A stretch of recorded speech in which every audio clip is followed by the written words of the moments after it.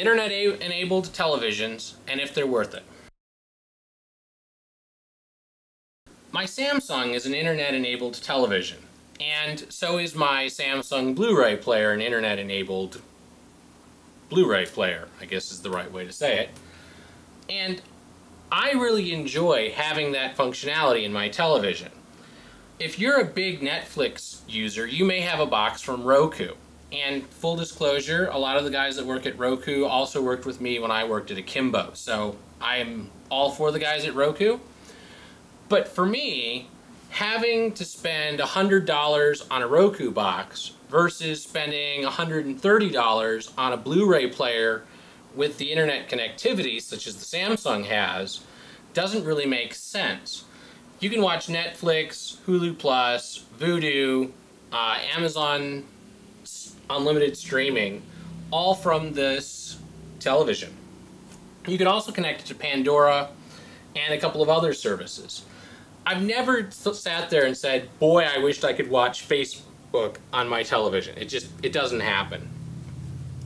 And I don't know who is such a technophile that they have an internet-enabled television and want to use Google Maps in order to do navigation from their television.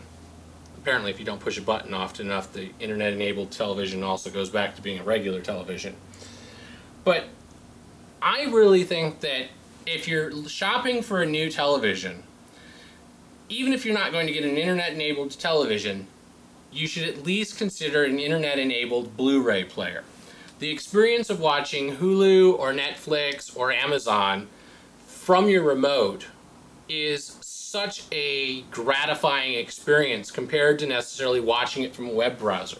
That isn't to say that I always watch it that way. Sometimes I watch from the web browser because for certain things it's easier to set up, or depending on what else I'm working on, I may want to be bouncing between watching my television and surfing the web or answering some IMs.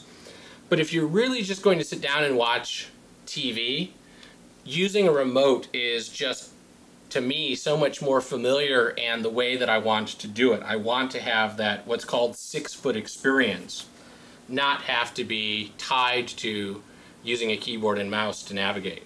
So that's the big difference between an internet-enabled television and a non-internet-enabled television, is that access to Hulu Plus, Netflix, Amazon, Facebook, all those other things. And like I said, even if you don't get the television, I'd probably get an internet-enabled Blu-ray player that has the Netflix and Hulu integration built into them.